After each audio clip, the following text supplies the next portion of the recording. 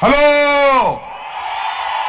రండి. ఆ చివర మహాసముద్రంలాగా కనిపిస్తున్నటువంటి వైఎస్ఆర్ కాంగ్రెస్ పార్టీ కార్యకర్తలు రండి, వేదిక సమీపించండి.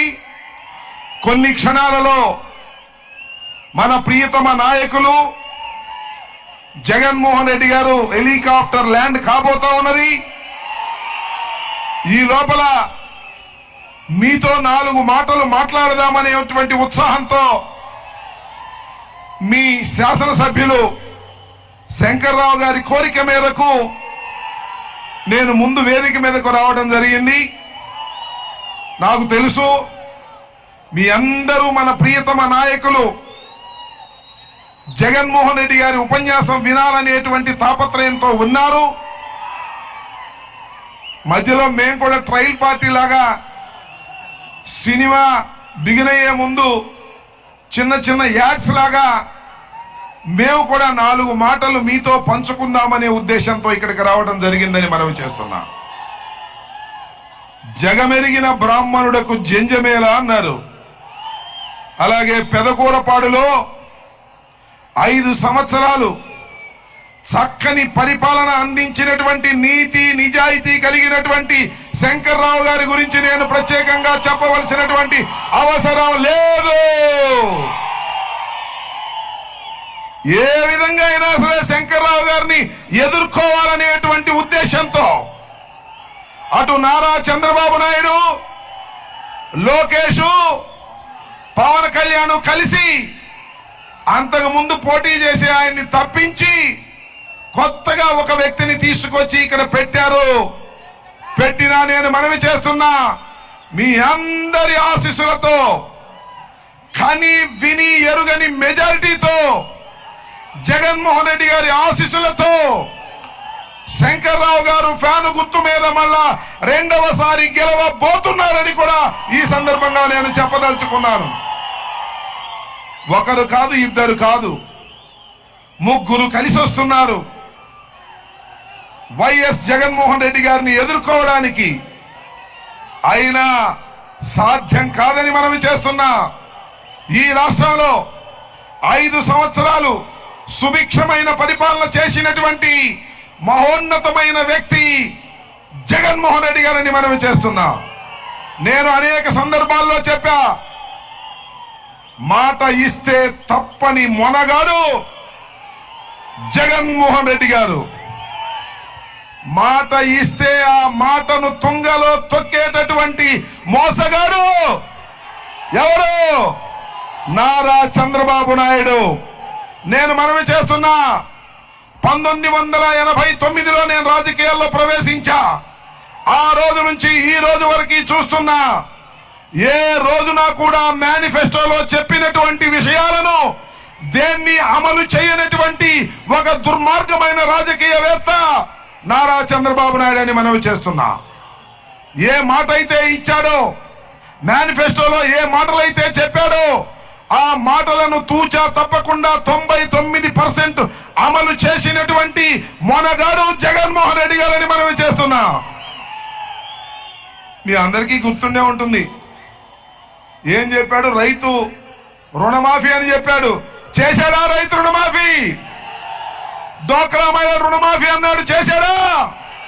నిరుద్యోగ భృతి అన్నాడు, చేశాడా? ఇచ్చిన ప్రతి మాటను మోసం చేసినటువంటి దుర్మార్గమైన మోసగాడికి ఓటు వేయడానికి చెయ్యొస్తుందా, వేలొస్తుందా ఒక్కసారి ఆలోచించమని మనవి చేస్తున్నా.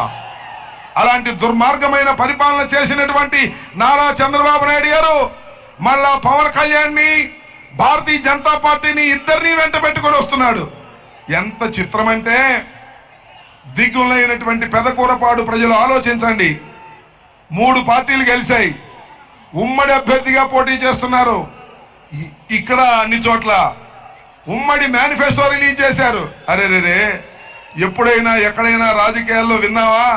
ఉమ్మడి మేనిఫెస్టోలో పెడితే ఒక పార్ట్నర్ ఆ మేనిఫెస్టోను అంటుకొని బాబు అది అపవిత్రమైంది, దానిలో ఏది కూడా చంద్రబాబు నాయుడు చెయ్యడు అని చెప్పాడు. ఇంతకన్నా ఏం కావాలి అని అడుగుతా ఉన్నా. ఆ మేనిఫెస్టో మోసఫెస్టో, దాన్ని నమ్మి ఓటు వేయడానికి ప్రజలు సిద్ధంగా లేరు అని చెప్పవలసినటువంటి బాధ్యత పెదకూరుపాడు ప్రజలకు ఉందని మనవి చేస్తున్నా. శంకర్రావు గారి గురించి నేను ఒక 2-3 మాటలు చెప్పాలి. రాజకీయంగా పెద్ద అనుభవం ఉన్నవాడు కాదు. మేమంటే చాలాసార్లు డక్కా ముక్కాలు తిన్నాం. ఏదో 10 రూపాయలు పరాయి చోట వెళ్ళి సంపాదించుకున్నటువంటి వ్యక్తి ఇక్కడికి వచ్చాడు, పోటీ చేశాడు. పోటీ చేసినప్పుడు అన్నారు శంకర్రావు గారు గెలుస్తాడా అన్నారు. శంకర్రావు గారు తెలుగుదేశాన్ని తుక్కుగా ఓడించి అధికారంలోకి పార్టీని కూడా తీసుకురావడంలో మొనగాడై నిలబడ్డాడని మనం చేస్తున్నా. ఇవాళ శంకర్రావు గారిని ఓడించాలనే కుట్రతో కుతంత్రాలతో అనేకమైన ఎత్తుగళ్ళు వేసి ఆయన ఎవరినో తీసుకొచ్చారు. ఆయన కూడా ఈయనకి తెలుసు అనుకుంటాను, ఆయన ఏదో చేస్తాడని. ఏమీ చేయడు. వచ్చిన దోవనే తిరిగి గుంటూరు వెళ్ళిపోవాల్సినటువంటి పరిస్థితి మీరు కల్పిస్తారనేటువంటి విశ్వాసం నాకుందని మనవి చేస్తున్నా. శంకర్రావు గారు నీతి నిజాయితీగా బ్రతికాడు, ఎవరికి హాని చేయలేదు, మంచి స్వభావం కలిగినటువంటి వ్యక్తి, చేతికి ఎముక లేదు, దాన ధర్మాలు చేస్తాడు, చక్కగా పరిపాలన చేస్తాడు. ఈయనే దాన ధర్మాలు చేస్తాడు అనుకుంటే వీరి కుటుంబ సభ్యులు కూడా అంతే, వారి భార్య కూడా అంతే, చక్కగా ప్రజలకు సేవ చేయాలనేటువంటి భావన. నాకు తెలుసు, మాకు అక్కడ కోళ్ళూరు వెంకటేశ్వర స్వామి దేవాలయం మా పక్కగా తీసుకొచ్చారు. దాన్ని ఎంతగా అభివృద్ధి చేయడానికి కంకణం కట్టుకొని శంకర్రావు గారి వాళ్ళ ప్రయత్నం చేస్తున్నాడు. భగవంతుడి ఆశీస్సులు కూడా శంకర్రావు గారికే ఉన్నాయి. పెదకూరుపాడు ప్రజలకు కూడా శంకర్రావు గారికి ఆశీస్సులు ఉంటాయనేటువంటి పూర్తి విశ్వాసం నాకున్నది. రాబోయే రోజుల్లో మీ అందరూ కూడా 13వ తారీఖున జరిగేటటువంటి ఎన్నికల్లో ఒక ఓటు శంకర్రావు గారికి, ఒక ఓటు అనిల్ కుమార్ యాదవ్ గారికి, ఇద్దరికి వేసి గెలిపించవలసినటువంటి బాధ్యత. 2 ఓట్లు కూడా బటన్ నొక్కండి ఫ్యాన్ గుర్తు మీద అని ఈ సందర్భంగా నేను మనవి చేస్తున్నాను. అవతల పోటీ చేస్తున్నటువంటి పార్లమెంటు సభ్యుల గురించి నేను చెప్పవలసిన అవసరం లేదు. నిన్న మొన్నటి దాకా మేము కలిసే తిరిగాం. మన పార్టీ తరపునే పోటీ చేశాడు, మన పార్టీ తరపునే గెలిపించారు.